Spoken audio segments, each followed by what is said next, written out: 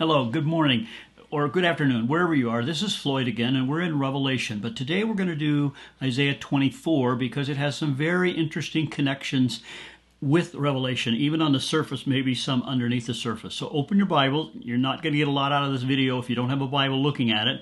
I'm not going to go paraphrase by paraphrase or verse by verse. It's word by word. I'm not going to do that.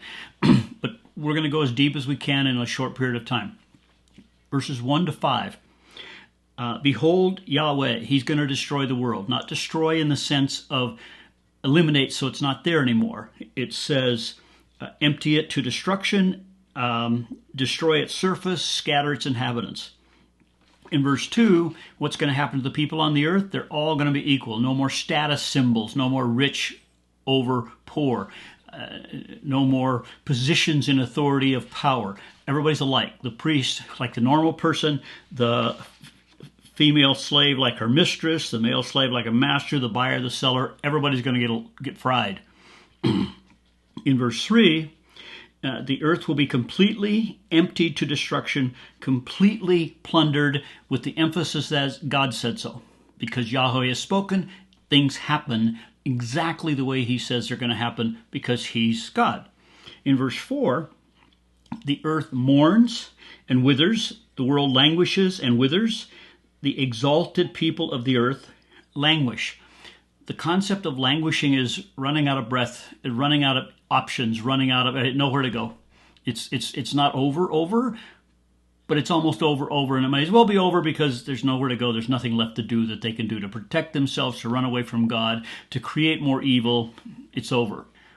Now, I can't help but think about Romans 8:19 to 23. We'll go in a little bit more detail later on, but the idea that the earth is suffering gives you a sense of Lord of the Rings, where the bears can talk and the trees can talk, and that it's more than just physical, biological life, but that they have personalities and they can think at a limited level, and they're suffering because of humanity. Look at verse 5. The earth is also polluted by its inhabitants, for they trespassed laws, violated statutes, broke the everlasting covenant. That's an interesting verse, that the earth itself is polluted because of humans, not because of the earth itself, not because something in the earth broke, but something in the earth broke because humans broke God's law. And the text isn't specific about, oh, well, they didn't use oil properly, or they didn't get the climate right. No. Hatred and war and greed and envy, they destroy too. They destroy far more than misusing how you drive a car. So that nature actually suffers the effects of human sin. It's not nature's fault. In verse 6, therefore a curse devours the earth, and those who inhabit it are held guilty. Therefore the inhabitants of the earth are burned, and few men remain. The curse is death because of human sin. And who's going to be responsible and who's going to be judged for it? The humans. The earth is suffering, but that's not judgment. That's suffering because God is allowing the evil. But he's going to take care of the problem eventually, and he will punish those who reject him and who cause all kinds of problems on the world. It's an interesting idea that people say we need to save the planet. That's literally impossible if you don't love Jesus. People who say save the whales and save this culture and save these languages, they're the ones destroying it because they're sinning against God. Their sin is destroying the planet. And yet they're out there saying we need to save the planet. Okay, they're blind. Now note on this phrase in verse 6 that those are found guilty who inhabit the earth. It seems to be where Revelation chapter 3 verse 10 got its phrase, those who inhabit the earth dwellers. And as we're going to see in Revelation, the earth dwellers are those who rejected God thoroughly, and the judgment of God is coming down on their heads. And we have the same concept here. Those who inhabit the earth are the ones who are causing the world to be destroyed by their own sin. Let's take a look at Romans 8, verses 19 to 22. I'll just read very quickly. Follow if you can. For the creation waits with eager longing for the revealing of the sons of God. For the creation was subjected to futility, not willingly, but because of him who subjected it in hope that the creation itself will be set free from its bondage to corruption and obtain the freedom of the glory of the children of God. For we know that the whole creation has been groaning together in the pains of childbirth until now. So humanity is destroying the earth, everything on the earth, and they're doing it because of their sin. They're not doing it because, again, as I said earlier, how they run the planet or how they mine things. In verses 7 to 13, he simply has a list of all the things that are going to be happening on the earth. In verse 7, there's not going to be any wine. But that's devastation for most cultures that use wine. They use it in some ways as medicine. They use it ways to digest their food. We're not talking about drunks. We're not talking about alcoholics. We're talking about cultures that drink wine with regular meals. That's devastation. And usually, in some of those places, the wine is safer than the water. This is going to be bad.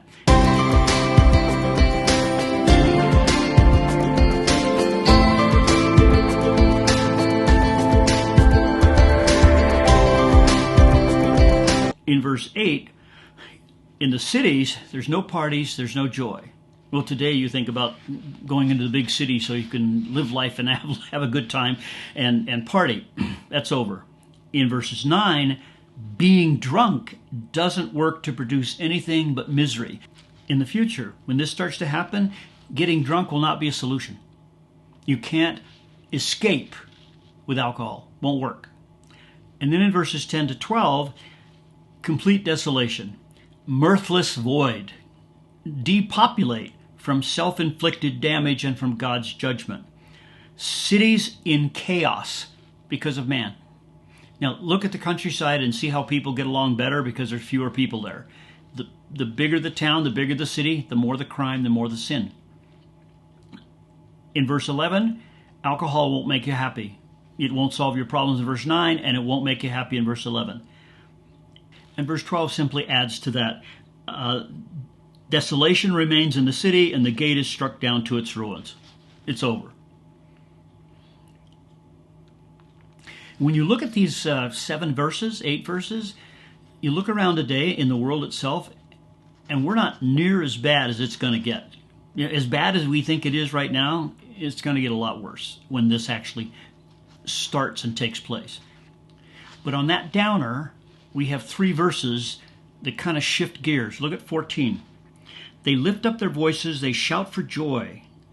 Wait a minute, there's no joy previous in the other verses beforehand. We'll keep reading. They cry out from the west concerning the majesty of Yahweh. Therefore glorify Yahweh in the east, the name of Yahweh, the God of Israel, in the coastlands of the sea. From the ends of the earth we hear songs, glory to the righteous one. So what we have here are believers worshiping God. We're not giving any kind of a time frame. These people might very well be those who follow this horrible tribulation, this horrible destruction, and they're looking at what God has done and they're praising Him for it. We don't know their location, time frame when they exist, but there will always be people loving God, following God, praising God, and in the end they will live with Jesus forever in heaven. What we're going to go through on this earth, or what this earth is going to go through, it's going to go through. It will end, and it will end with those who love God praising Him. And then in the middle of 16, we shift back to the evil. Look at this. But I say, I waste away, woe is me. The treacherous deal treacherously, and the treacherous deal very treacherously. Panic and pit and pitfall are upon you, O inhabitants of the earth. Only humans are treacherous. Animals are because they're trying to eat. Humans are because they're evil. And they destroy by deceiving you. Plunder through deceit. Then in 17 to 20, and I only read 17, there's no stability for the earth dwellers. Again, we're back in Revelation 3:10. Those who inhabit the earth. Look at these verses. It will be that he who flees the sound of panic will fall into the pit. He who climbs out of the pit will be caught in the pitfall, for the windows above are opened and the foundations of the earth quake. The earth is broken asunder. The earth is split through. The earth is shaken violently. The earth reels to and fro like a drunkard, and it totters like a shack. For its transgression is heavy upon it, and it will fall, never to rise again. A couple of points. In verse 18, the last phrase says, the windows above are opened and the foundations of the earth quake. We're going to start seeing things opening in Revelation. It's going to start with Revelation 4 in verse 1. But as things open more and more in Revelation, we get a deeper and clearer insight into God and to how he thinks and to what he's actually going to be doing during the time when he's actually judging the earth and the inhabitants who choose the earth over him. Earth dwellers. And these verses make it very clear that it's human treachery that destroys the world. God is simply letting it happen, and ultimately he will let it go to its full extent of destroying the planet. Human treachery, not an evil God. And when we read 19 and 20, it seems like God's going to completely obliterate the earth. It will disappear, it will go away. Well, we're not there yet, but when you get to Revelation 22, that's exactly what he does. He does away with this creation, and he creates a brand new one. I wonder if the physics rules are going to be the same with gravity on the new one. And these two verses demonstrate that all the effort and turmoil put into trying to preserve the earth is totally futile because the earth's going to be destroyed anyway. It will not last forever. We think about, well, we want it to be around for the next generation. Okay, whoopee, it's going to be around for the next generation. You're going to be dead. You're not going to know what the next generation does with it, how much worse it gets. But when he destroys the earth, it will demonstrate humans can't preserve this planet. And when you compare verse 19 with Revelation 6, there seem to be some very direct correlations to what God is actually going to physically do or allow to happen or cause on this earth. And then verses 21 to 23, it includes more than the earth. It includes the entire cosmos.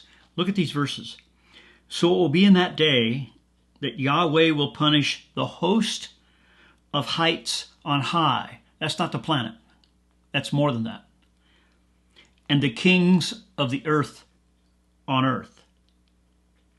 They, the host on high and the kings, the humans, will be gathered together like prisoners in a pit, and will be confined in prison, and after many days they'll be punished.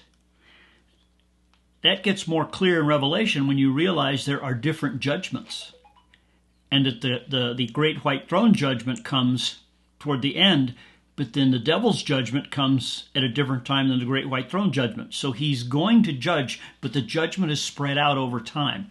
We're not told exact details, but here we have an indication that there has been sin in the upper realm, in the heavens, and God's going to judge that along with the sin on the earth. It's interesting in 2 Corinthians 33, verse 5, that the stars and the pagan pantheon are considered the host of the heavens. So there are really evil gods out there proclaiming themselves to be the real God, and he's going to judge them as well. And if you look real closely at Ephesians chapter 3, verse 10, you'll find that he's showing his wisdom, manifold wisdom, to the demonic world. He's not showing it to the church, to the believers, to the people that love him. He's showing it to the demonic world, but he's doing it through the people who love him. So as we attempt to live our lives for Christ, even with our problems and our sin, etc., he's actually using us to send a message to the demonic world. And the demonic world is watching us as the bride of Christ to see how God works. And he works in weakness, and he works in mercy, just the opposite of the demonic world and opposite of the unsaved world. And Colossians 1:13 and 16 say pretty much the same thing. Now, another question comes up is, has God relegated angels to different parts of the planet? And has the devil relegated his demon angels to different parts of the planet? Daniel chapter 10, verse 13 seems to say so. Just don't build a life theology on it. In verse 22, they will be gathered together, confined in prison. Many days they'll be punished. As I said, basic punishments are going to be separated, but this is probably speaking of the great white throne judgment in addition to the other judgments. And we're going to stumble across those judgments in chapter 9, verses 2 and 11, in chapter 11, verses 7, in chapter 17, verse 8, and in chapter 19 to 20. We'll get there. In verse 23, this is fascinating. Then the moon will be humiliated and the sun ashamed. Are we talking about the literal moon and literal sun as if they've done something wrong, as if they've sinned? Or is this a metaphor for the demonic gods, for the stars? And the elders in verse 23. You can go straight to Revelation chapter 4 toward the end of the passage and you'll find those elders. Whether they're the same ones or not, maybe God has 10,000 different kinds of elders, but in this case, the correlation seems to be very clear. Now, overall, when you look at all 23 verses, you'll find that he generalizes particular treatments of verses 13 to 23. The earth occurs 17 times. In 1 to 6, it's all destruction. Well, people say, well, that's only metaphorical. Why wouldn't it be literal? Doesn't God have the ability to destroy the earth? Yes, of course. Has he prophesied he would in other places? Yes, he has. So why not literal? Well, because we don't want the earth to be destroyed. Well, have fun with that. Second thing about this destruction comes through very clear is status is nothing. Degrees are nothing. Titles are nothing. Positions in society are nothing. And the third thing that surfaces through all of this is that the destruction is going to come from natural catastrophes added to God's judgment, or God's judgment added to natural catastrophes. He's simply going to use the earth to destroy. But he's not mad at the earth. He never calls the earth in and of itself evil. He says human sin has caused all of this. Human pride has caused all of this. So he's going to remove their habitation so they have no place to live, and then he's going to prepare a different place for them that's quite different than this place for all of eternity. When you go all the way back to Genesis 1, you see every day had to take place in order for the next day to happen. And on the sixth day when he created humanity, you look back and realize he put all the system together, all 5 days together, specifically so humanity could live on this earth. And now in Revelation, Isaiah 24 and Revelation, he's removing the place he prepared for humans to live. And he's preparing another place, and it won't be a pleasant earth.